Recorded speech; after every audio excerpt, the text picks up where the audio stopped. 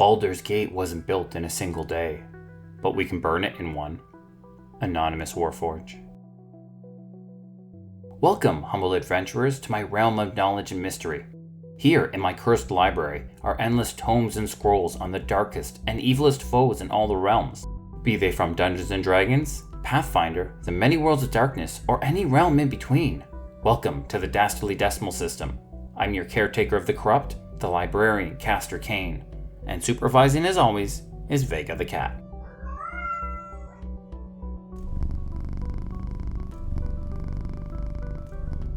There are few jobs in any realm that are like being a jail guard or a warden. These individuals guard the villains of any world, protecting us in the process. But what happens when the guardians become as vile as the villains? For today's topic, I have brewed a pot of breakfast black tea. It is a full-bodied tea with aromas typical of tobacco, malt, and fruit. Take a seat, have a cup, and join Vega and I as we talk about the corrupted warforged known only as the Warden.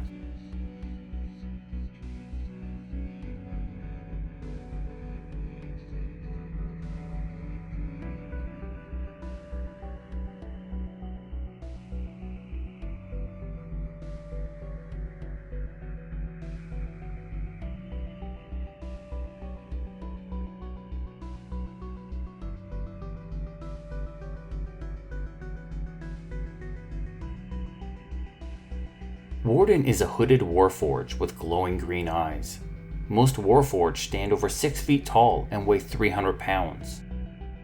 Warden, however, is lean by comparison, a fact that benefits his stealthy, stalking lifestyle.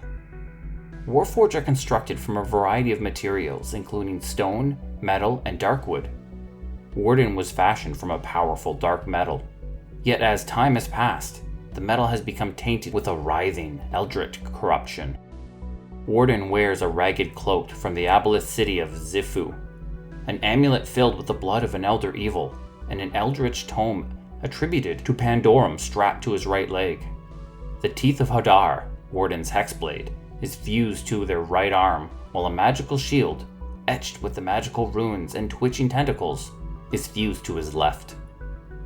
As a Hexblade Warlock, Warden is skilled in both melee combat and magical assaults.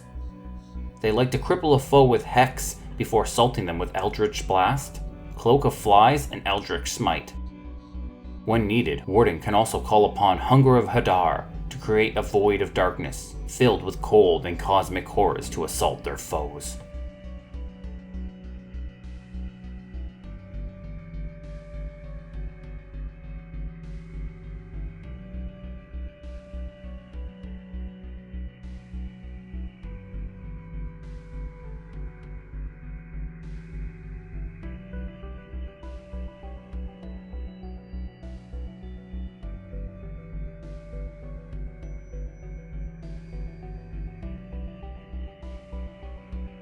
The death of a king always marks changes in a political landscape, often resulting in war. In the world of Eberron, when King Jarron died in the year 894 YK, it started a war. What nobody expected was this war would last 102 years. This would be known as the Last War. During this century-long skirmish, countless terrifying spells and weapons were used, creating massive devastation and often unleashing new and terrifying horrors onto the world. Some were even summoned from alien worlds and extraplanar locations. During the war, House Caniff viewed this trend as the real threat that it was and decided to do something about it. They built a massive subterranean prison meant to permanently house these horrific threats. The prison was even constructed with its own creation forge, the machine used to create the Warforge. They used this forge to create their immortal guardians of this prison. This Warforge was never given a name.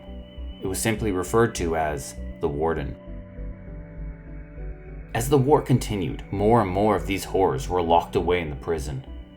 Each was tended to and cared for by Warden and their fleet of Warforged. It's important to note that extraplanar horrors are cunning and patient creatures. They infect the minds of people with their corruption and eventually turned people into crazed zealots and eldritch aberrations. So as Warden endlessly walked the prison, over and over, day after day, the outsiders began to whisper to him. They reached out with their magic and corruption, leading to his inevitable turn.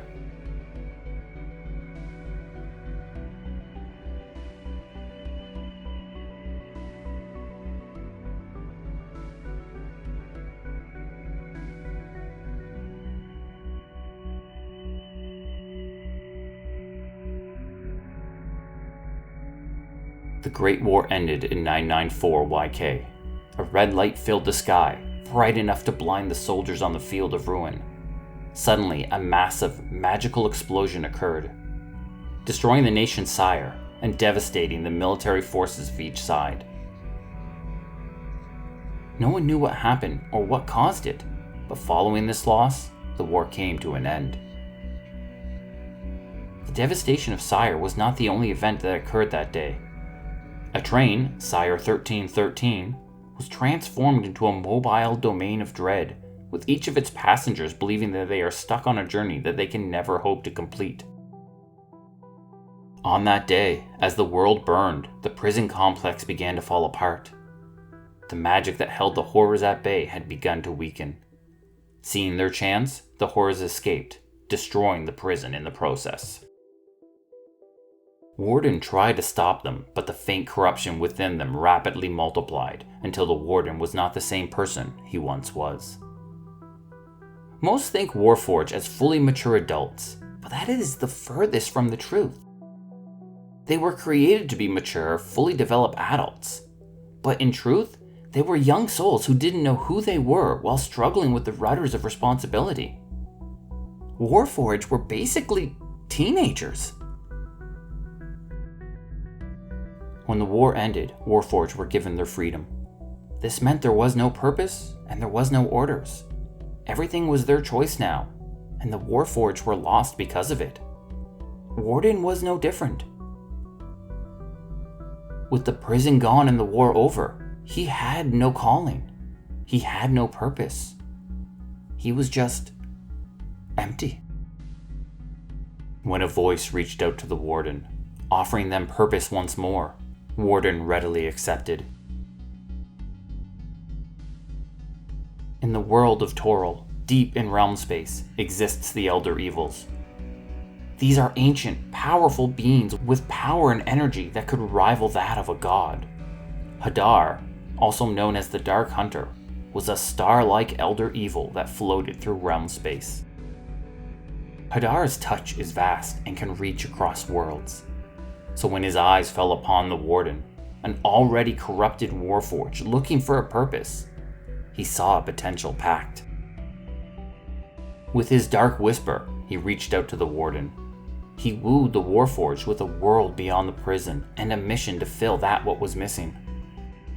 Warden eagerly accepted, becoming his servant. Hadar offered the Warforged a shadow weapon, transforming him into a Hexblade Warlock. Using their new magic, Warden left Eberron. They traveled across the stars and eventually arrived on Toril. Now, Warden operates in the Forgotten Realms, procuring souls for the Dark Hunger to corrupt and devour.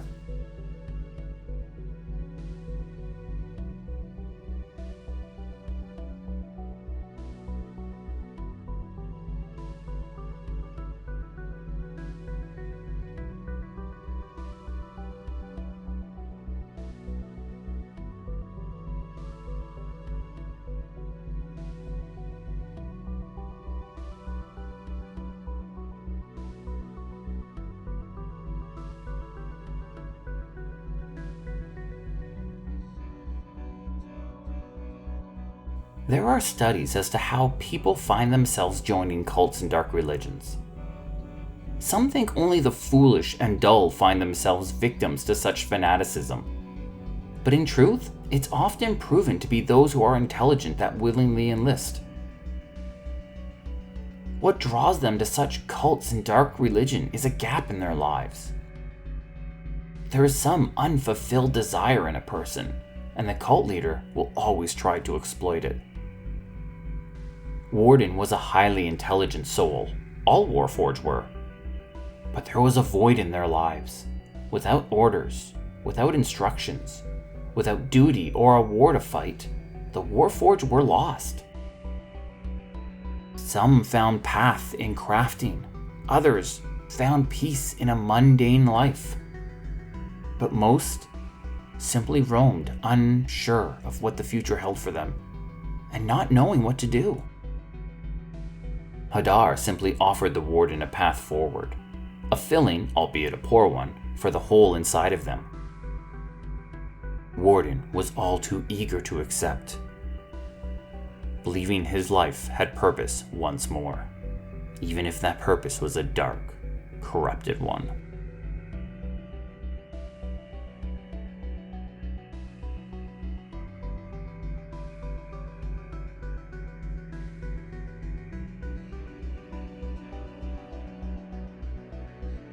It seems our tea has run out. I hope this aids in your adventures, Idle Champion. Join me again in my library for more stories and lore about the darkest villains from the darkest realms.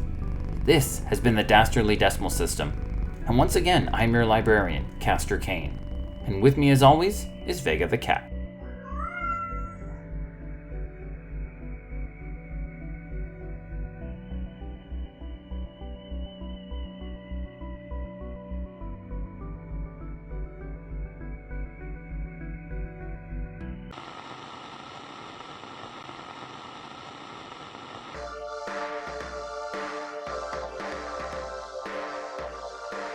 Do you love the Dastardly Decimal System and want to support us? Check out our new Patreon. Members will get access to show notes, official artwork, our new bonus episode series called Cleaning Up After Tea Time, and of course, plenty of cat pictures of Vega voice actors Vash and Zid. You'll even be able to suggest a topic for a future episode. Check it out at patreon.com/dastardlydecimalsystem. If you're not financially able and still want to support us, suggest the show to a D&D loving friend. It really helps us get noticed. The Dastardly Decimal System can be found on Twitter, Instagram, Facebook, TikTok, and Blue Sky at DD System Podcast. That's Delta Delta System Podcast. Drop us a message and say hi. Vega always loves the attention. This podcast was produced by Midnight Reading Audio, a division of Midnight Reading Publishing. The voice of Castor Cain is Larry Gent. Hi. And the voice of Vega is provided by my cats, Vash and Zid.